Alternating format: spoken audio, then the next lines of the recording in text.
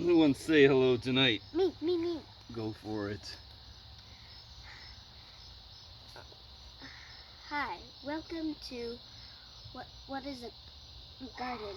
Um, um, we're I'm Keene, and this is Shara. and this is I'm Matt.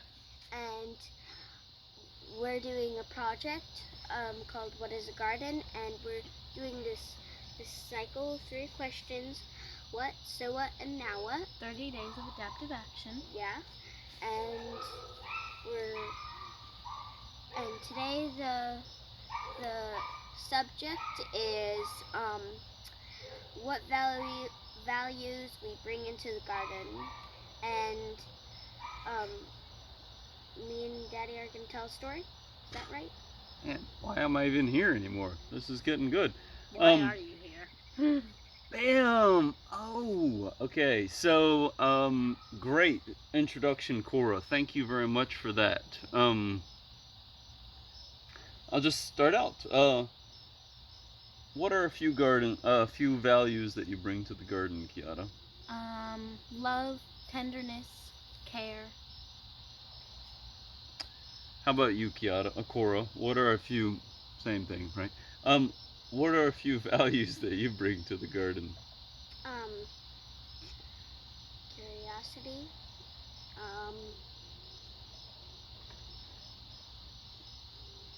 Speaking of which, I wonder what kind of owl that is that we're hearing. Happiness. Okay. Happiness. Okay. Yeah, that's about all. Okay. And since you asked what values do I bring to the garden, gratitude. Walk into the garden with the values of gratitude. One of the values that I find in the garden is a feeling of welcomeness. I feel welcome in the garden. And I wanted to ask, that's our what, right? And what's the second question we're going to? So what? So what? Yeah. And I want to ask, so what is a story that you might tell that exemplifies, that represents, depicts, describes, is an example of the values that you bring to the garden? And, I wanted to tell a story myself about the values that I bring to the garden. You gals have seen me wear this shirt 1 or a million times, right? Like 5 million. 5 million, okay.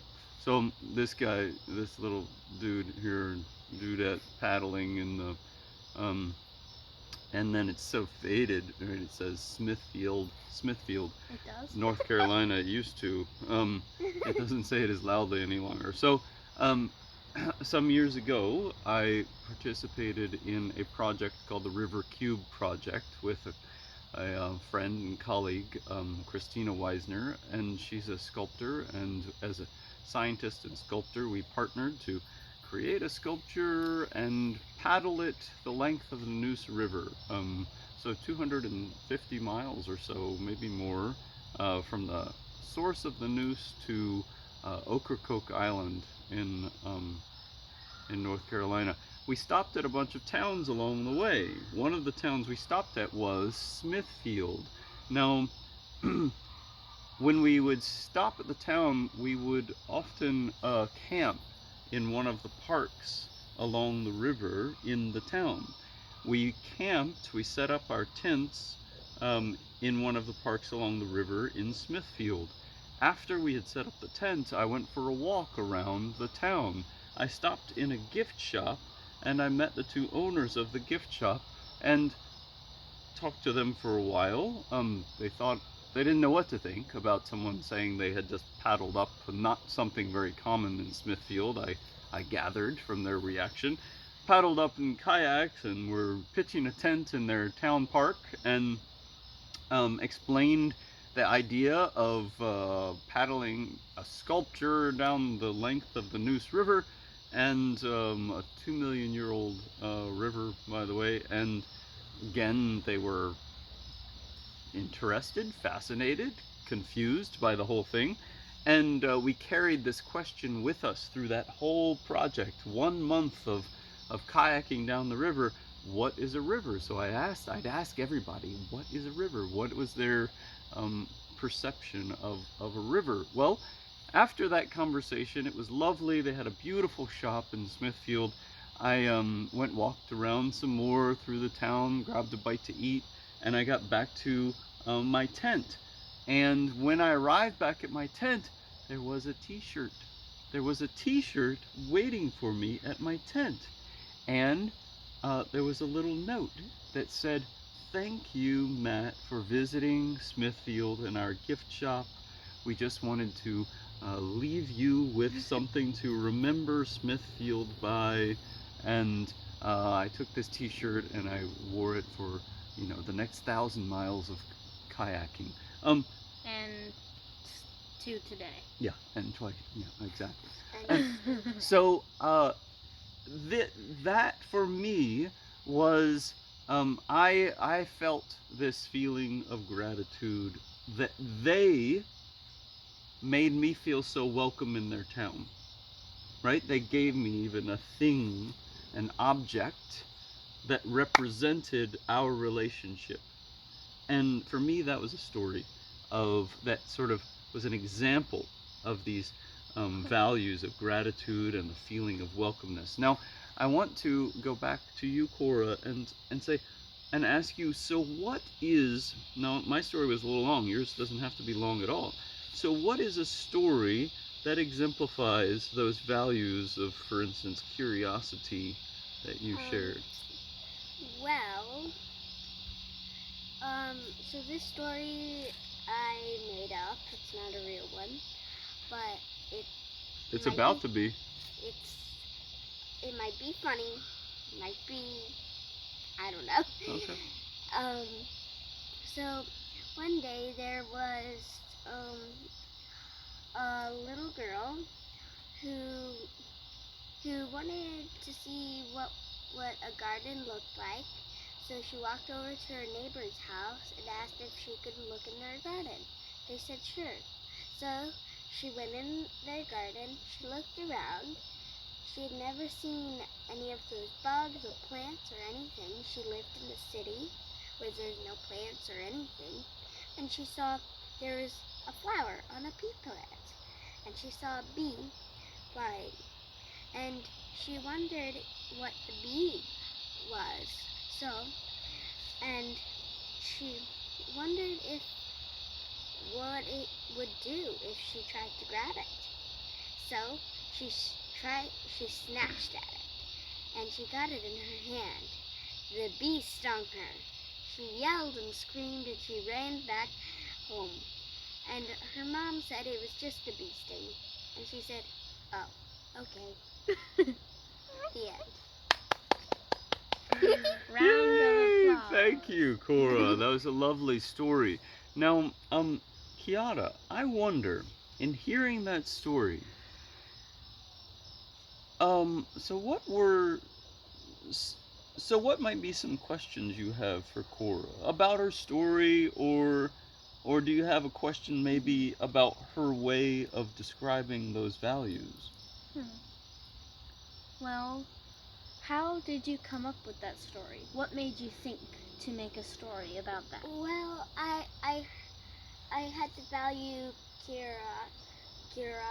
Curiosity. Yeah, I had that value, and I thought of a bee, and I thought that would be a wonderful story. And then I trying to think of something who would be the main character in that story. Then I thought of a little girl. So that's what. Okay. That's how I. Now, Kiara, is there anything that that surprised you? So what surprised you about her story? Or this response she's just given to you?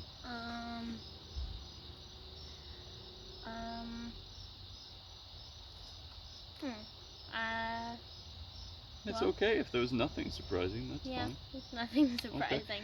So what else might you like to know about her story? The characters or the events? whose garden she went to, what her name is, maybe. So, well, the garden, whose garden it was an old couple.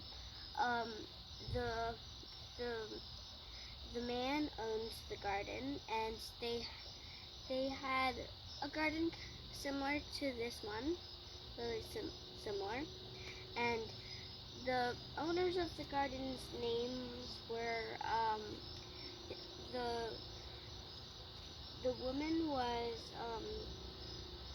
um was Sarah, and the man was um uh his last name was Cattle. That's all I know. And the little girl's name was Clara. Okay. Well, lovely. Thank you for filling in some of those gaps for us.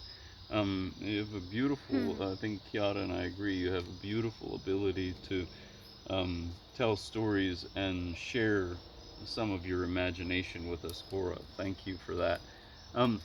Now, I want to ask, I have so many questions I want to ask, but I'm just going to end with tying it back to the reason we are here. What is a garden? Now, either of you, now that you've thought about these values that you bring to the garden and that you find in the garden, and a story that you might tell that represents them, now what does this add to your perspective on what is a garden? A garden has lots of questions like curiosity, love, kindness. The thing that you said, I forgot what it was.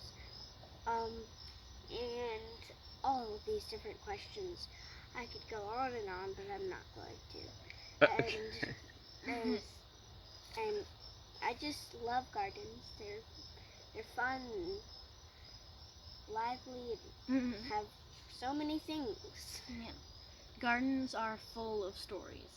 There's like stories about the little molecules and stories about us walking into the garden and little girls grabbing bees. And there's also stories of the plants telling stories to their baby plants about us, about humans, what you should watch out for. Like about little careless little kids that don't know how to take care of gardens. We've so had they a don't few step on you. come into the garden like that, I think. I love that thought. I'm going to be thinking about that all night, the idea of the garden telling stories to itself. I'm Matt Keene. Thanks for visiting Creating a Future We Want, the Our Learning series. Somebody wants some pizza tonight. See you all soon. Bye.